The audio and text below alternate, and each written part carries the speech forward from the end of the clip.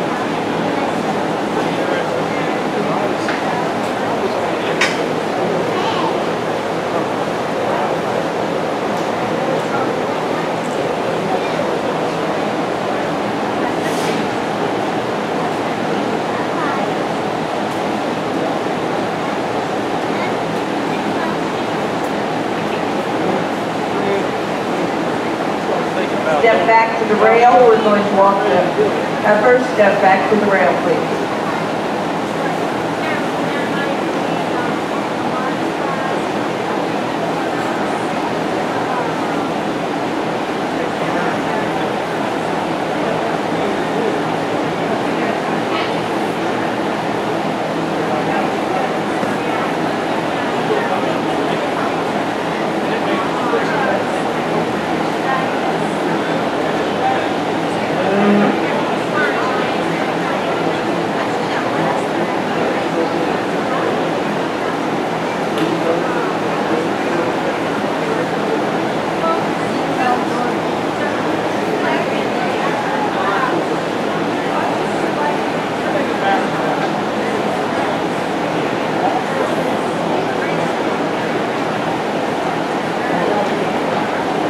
Contestants, you have 1 minute remaining to complete your placing, mark your cards, and hand it into your group leaders. Seniors will have an additional 8 minutes to take reasons.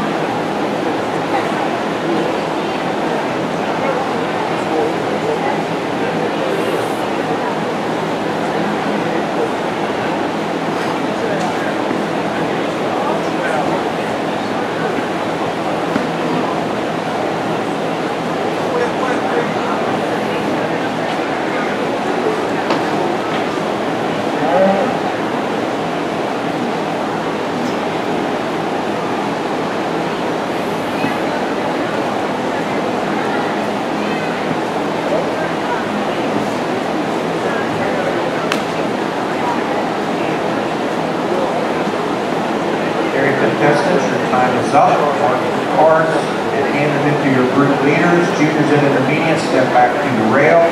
Area leaders, please circle your animals. Circle your animals clockwise. Juniors and intermediates need to use the restroom. Check with your group leader. He will excuse you one at a time. Use the restrooms, please, or he or she will excuse you one at a time to use the restroom. Remember, no talking.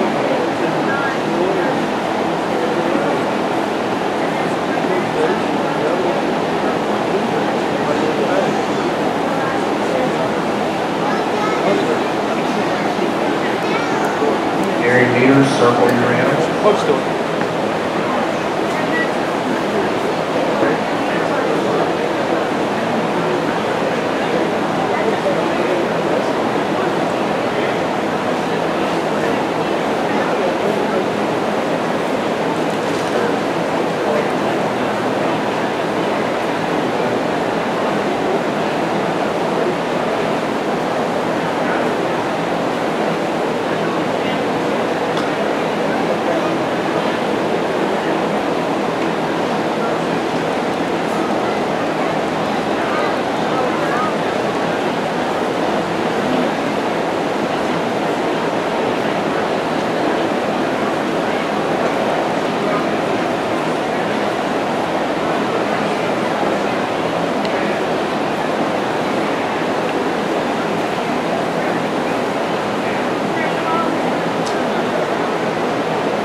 livestock judging contestants, step back, we're going to paddle to the back in place.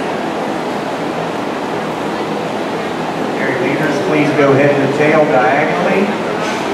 Please leave yourself adequate room between animals as possible. Let's use the entire diagonal length. Diagonally, head to tail.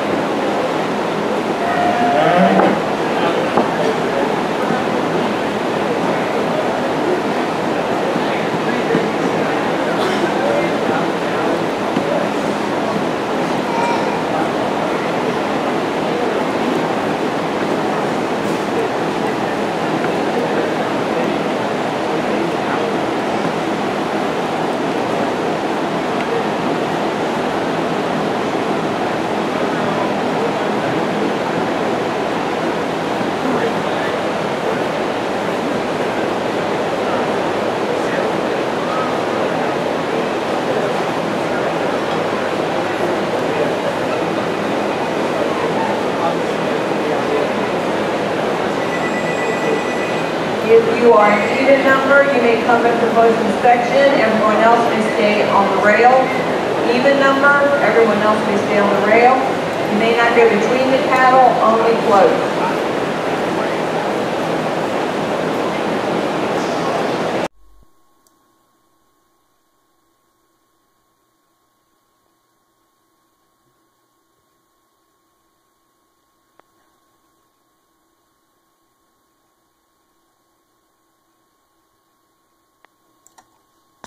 Yes, just a couple quick comments first. I think this is a class that, as a committee, we marked them the same. We thought it was, at least from the ends, it was pretty straightforward. As a contest, it seemed like you guys struggled a little bit with them, and I think there was a theme today that you kind of had to go through, especially with cattle and hogs. And you've got to remember going forward, these skeletons and mobility are extremely important. And just keep that in the back of your mind as going through this. You listen to your coaches; they know all that stuff. They're not as dumb as you think they are at times. So go ahead and try to take some mentorship and think about that. The second thing I'm going to say too is we struggle with some accuracy in this class. And the one example that I guess I'm going to throw out here is the number 3 heifer specifically. I heard people tell me that she was the stoutest footed, heaviest boned female in the class, and inversely I heard that she was the frailest, smallest bone female in the class. Okay, those are pretty contradictory statements. Okay, and the answer is she was neither of those things. So make sure that you get things right, you have accuracy above all else. All right. So as we get into the cattle, we thought that pretty easily that you needed to cover your ends in this class. We were going to start 3 pretty handily, and we were going to bury 4 pretty handily. And we cut you on 5 on both sides of that. 3, when you step back and you study that one, guys, I know she was the one to get a little lazy in her top today. Maybe she didn't close them as neatly in the top of her shoulder, but that's the one that's stout pinned. She's clean jointed. She flexes and moves extremely easily.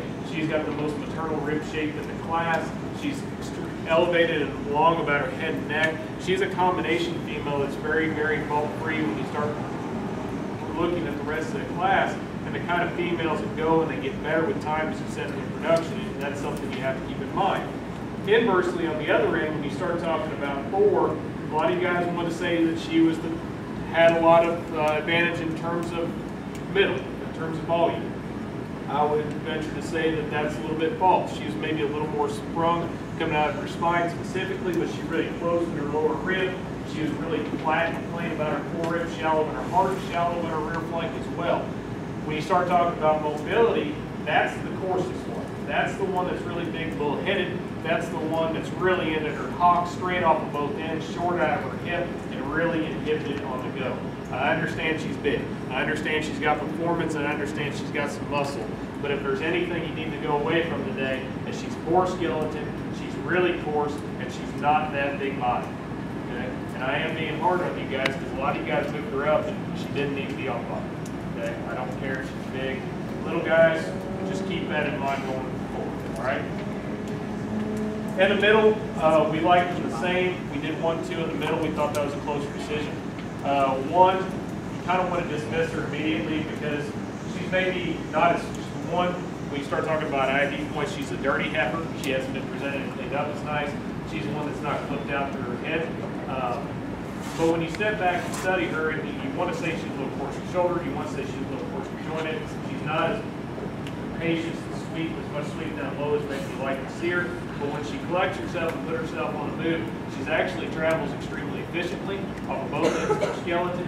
She's one that's extremely muscular down the top side of her skeleton as well as out to her hip. She might be the longest hip female in the class. Inversely, when you start talking about two, that one's really kind of good looking from the side. She's really elegant about her head and neck. She's fairly parallel in her lines. There's a couple things you have to kind of check in on that one and kind of continue to read into. One, you go up, she's obviously the smallest. She's the flattest, plainest, narrowest female in the class. She's the frailest. Additionally, I was kind of disappointed when you got that one on the move because she actually got a little straighter off of both ends. She rounded out her hip. If you read through the fact that she squared out for her tail head because it set a little higher and read her proposed pin, she rounded out.